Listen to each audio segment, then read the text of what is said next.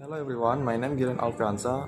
I want to show final exam English for accounting. Number 1. Give definition about accounting for cost, direct cost, and indirect cost.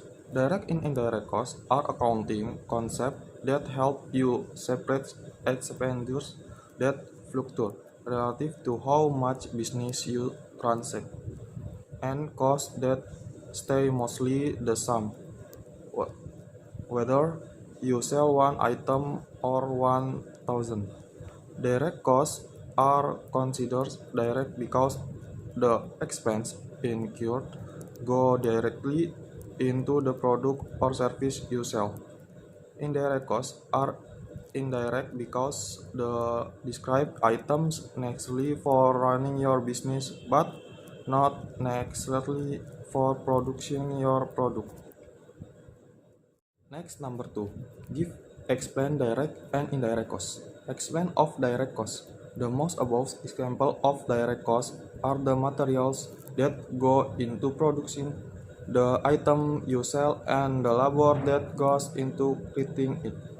If you manufacture clothing, the amount of fabric and that you use will vary directly in proportion to how many shirts you make. Even if you retail items that another business manufacture, the amount of inventory you purchase will vary relative to how many items you sell. Similarly, I pay you employees for a greater number of hours if they make 2,000 shirts than if they make 20. Example of direct cost. The rent you pay on your facility in a indirect cost because it does not fluctuate to your sales volume. The utilities costs you insure to keep your operating going are considered indirect costs as well because you have to keep your light on your rooms head whether your business in thriving or struggling. Next, number 3. Give summary investment in stock market.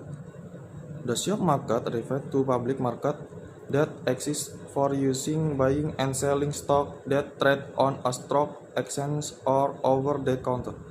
Stock, also known as equities, represents fraction ownership in a company, and the stock market is a place where investor can buy and sell ownership of as investable asset and efficiently function.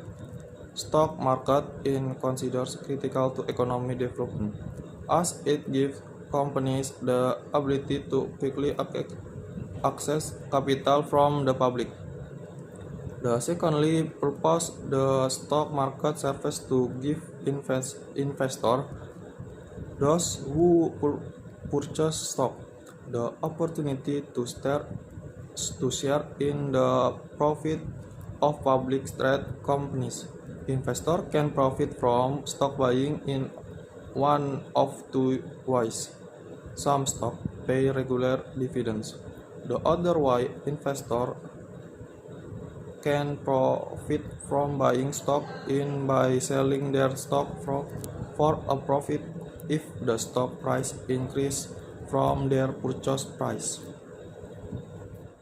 Number 4.